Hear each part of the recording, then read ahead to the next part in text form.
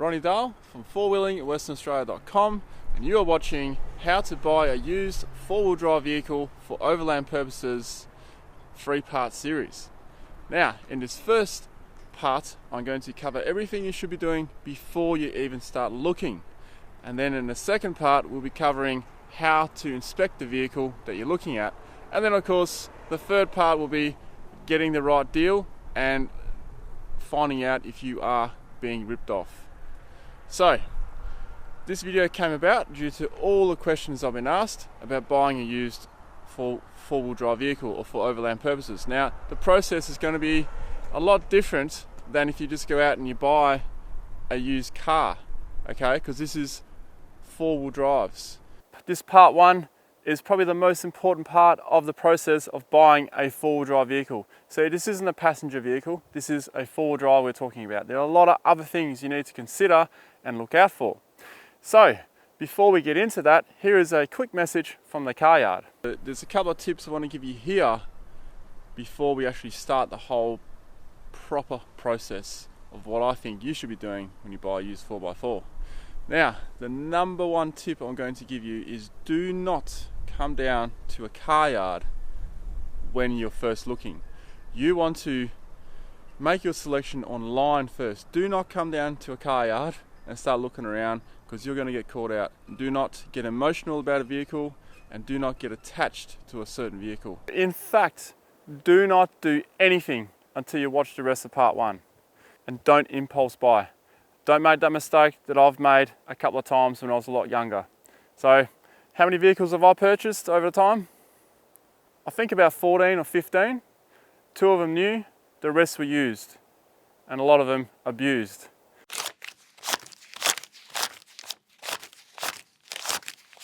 Let's cover the obvious part first. You need to work out your budget. And depending on your budget, you also need to consider something. Because if it's a low budget, you're going to need to be opening those drawers in your home garage, workshop or shed. You will need to be a little bit mechanically minded. Now, of course, don't stress if you know nothing about mechanics, because when I first got my license, I knew nothing about cars either. So you learn it yourself. And the older the vehicle, the easier it is to learn, the easier it is to fix, the easier it is to service. You feel like you're in deep water, you will always have a mate or a friend who knows mechanics. Just buy them a carton, get them over, make a day out of it, learn something. If the vehicle is at the other end of the scale, say near new, a couple of years old, you will need to consider the fact that it may still be under new car warranty. So you may not be able to service it yourself or do repairs yourself without voiding that warranty. So keep that in mind as well. Now, once you've established your budget, you need to pick, with my recommendation, you need to pick 2 to 3 vehicles that you like or you would like to look at purchasing. And the reason why I say 2 to 3 and not just one, it gives you more options. It gives you heaps more options, heaps more price range, and it'll be easier for you in the end to find a vehicle that'll suit your needs, your future overland build.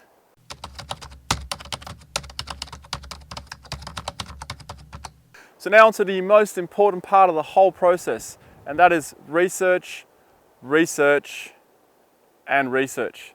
And to do that, let's go to the office. You have picked 1, 2, or 3 different makes and models. Most people have a couple they're looking at. If you've only got one, that's fine. But you will find that if you have 2 to 3, you're probably going to eliminate one of them, or maybe even 2 of them, after you've done what I'm about to tell you or suggest to you to do. Highly recommend you to do. And that is to head on to Google to start with, and you type in that bar at the top there. For example, let's take the Hilux, the D4D, the diesel engine motor, the 3-litre D4D version, and we're going to type in here, we're going to type Hilux D4D problems, and I've done that here. Whooshka, all of these issues come up. Now, keep in mind that for every vehicle that is out there that has this particular issue, there will probably be 400 to 500 others that don't have it. Okay, maybe less, maybe more, But just keep that in mind. You always hear about the bad stories, you never hear about the good stories. Next to that, I have Nissan, the 3-litre Patrol. Now, I picked these two vehicles because I know a bit more about them than I do with other vehicles, say the Triton or the Mitsubishis and stuff like that. So with the Patrol version, Patrol 3-litre engine as well, funny it's another 3-litre, 4-cylinder, 3-litre engine issues. And it'll come up with the Nissan Patrol grenade engine, the motor that blows up. Get to the bottom of that because it's only from Series 1 to Series 4. Or might even only be Series 3, I can't remember now. But that is where you're going to find out all the issues you need to look at. And like I said, for every one vehicle, there are hundreds of other vehicles out there without the problem. You then need to take this information, arm yourself with it, head to, for example, the Hilux, head to newhilux.net, and there are other Hilux forums. Go through that, and you will get to the bottom of each problem. You'll find out, is the problem really that expensive? Is the problem the same with all of them? How to fix it? And if you are going to need injectors, how much are you going to be up for? What kind of injectors should you replace it with so you don't end up with the same problem? Is it a Toyota issue that they are going to fix? Is it a recall? You will find out on these forums because that's where the guys are talking about the vehicle. Also over here I have the Patrol 4x4 forum, and to find out anything about your GQs, your GUs, your short wheelbase, all that stuff, you will find out on here. And people have fixes and people will talk about the issues, even minor issues.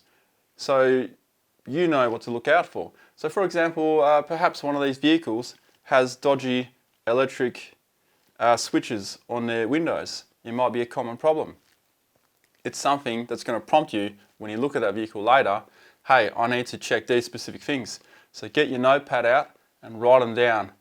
And that way you're going to arm yourself with heaps more information.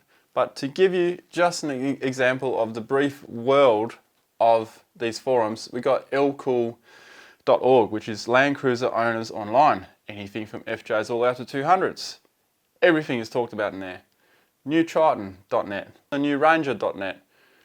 There are heaps of forums out there and you're going to find out heaps of stuff.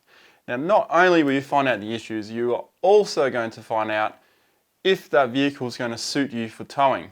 Because don't always believe what people, what car reviewers and stuff like that write, because a lot of those guys get treated really well by these car manufacturers, and they may favour that vehicle, because if they say something bad, they may not get another vehicle review.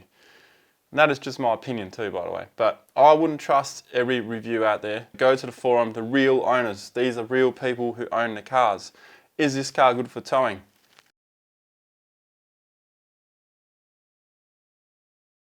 There are two different types of four-wheel drives you will encounter when you start looking. The vehicle that has never been off-road before. Now, most people that own a four-wheel drive, and it's probably going to be like 90% of people who own a four-wheel drive, that vehicle has never seen a day of off-road. That's just the way it is. Most people that own a four-wheel drive never take it off-road. Some of them may never even have had the hubs ever engaged or centre diff lock in four-wheel drive. Then you have, on the other end of the scale, the much loved and previously abused vehicles that have been off-road. So those are the two different types that you are going to encounter when looking for a four-wheel drive. So a choice needs to be made here. A lot of people will look at this choice very differently, because half the fun of this lifestyle, four-wheel driving and overlanding, is to kit out your vehicle the way you want it. But it costs a lot of money. So when we talked about budget earlier, you also need to factor in that if it's a clean canvas vehicle, you need to spend money on the build. Now, of course, you can't just expect to go buy a vehicle that you really want and then kit it out straight away. Not many people have the money to be able to do that. So it's going to be a bit of a long process, and it's probably the best way to do it, because then you learn what you need, you learn the capabilities of the vehicle and all that kind of stuff. Then we have the Overland ready vehicle. Now, these vehicles, you could essentially, if you're lucky enough, get one that's got everything you need, bang, you're done straight away. Let's go off-roading. But there are some hidden traps in these types of vehicles. One is something on it will almost guaranteed to be flogged out or worn out.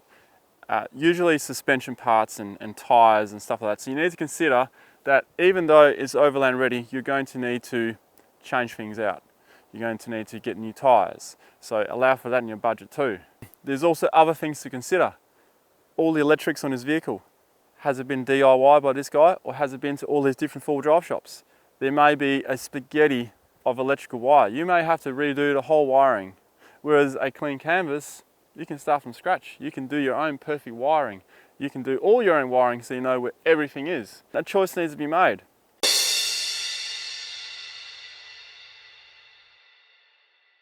Keeping an open mind.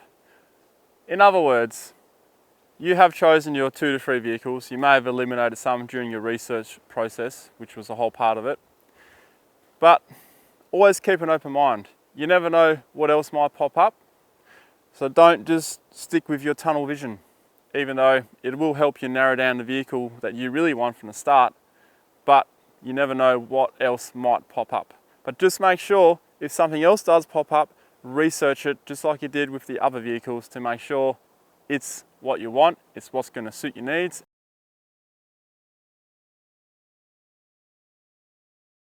Welcome back to the office, guys. Now a quick touch on the vehicle history checking websites. A must do. To some people, a lot of people, probably obvious to do this, but for some people, if this is the first time you're buying a vehicle, you may have no idea about this. Vehicle check history. There are websites, and all you got to do is get the VIN number and get the rego number, type them in, and you will find out if it's been in a previous accident, if there's money owing on the vehicle. That's another big one. You don't want to buy a vehicle and 2 weeks later some repo guys come and take your car. You can't do anything about it, and that's all because the previous owner owed money on it. If you are in the United States or the USA, United States of America, auto check, and I'm sure there are heaps more there. That's just one I found online. And it's good to know because if I wanted to import a vehicle from America, I can actually check it here. So it's pretty cool. And then up here you have the European version, the Vin Rego, and that is another vehicle check. And over here you have a more comprehensive one. It costs money, so you can actually find out a bit more about the vehicle's history, accident history, what kind of accident, and stuff like that. So definitely do this before you start looking at purchasing the vehicle proper.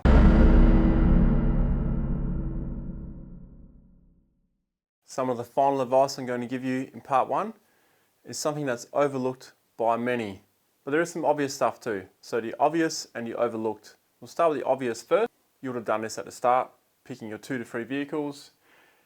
Some of the best sites to use in Australia. I don't know too much about overseas, unfortunately. Carsales.com.au is one of the bigger sites, and you can get a lot of pricing from there. And when you're first looking, you can even get the details, the features, and the specifications on each vehicle. So it'll give you a lot of detail there. So it's actually a good way to research your vehicles at the start before you go to all the forums and do all that. Now to the overlooked stuff. Now this is some of the most important information you need to check out, as important as the VIN check and the rego check. And that is car value estimate or value validation website. So here I have drive.com.au. So basically what I've picked here is I put in 2010 Toyota Hilux, and the variant I've chosen is a diesel engine, the 4-door, so the dual cab, 5-speed, manual, 4x4 variant. And then it'll come up with the original price and all the specifications. You can even click on this and it will open up to another page, will give you far more detail on that vehicle. Now it's saying that the average case for a 2010 Hilux should be around 140,000 to 210,000. So anything less is a good indication, anything more, something a bit more to look at. And then you come down to the trade-in value. So if you trade it in, you should expect to get around $21,800 to $24,900. And if you're doing it as a private sale, you could expect to get around $26,500 to $29,600. So it's a good way to find out if you are getting ripped off or if you're within the right price and value. Because if you go and try and trade your 2010 Hilux, if the car yard's offering you $17,000, you know you're being ripped off big time. So that is why this is one of the most important things you need to do, and is overlooked by so many people.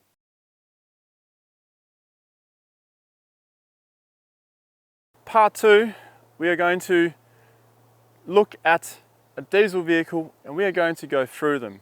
And when I say we, myself and a mechanic are going to go through a vehicle. So I'm going to show you all the things that I would normally look at, and then the mechanic's going to jump in and share some extra things or get into more detail of what I'm looking at, or perhaps correct me on a few things that I may be wasting my time with. If you'd like to assist in the creation of this kind of content, you can go to patreon.com/RonnieDale.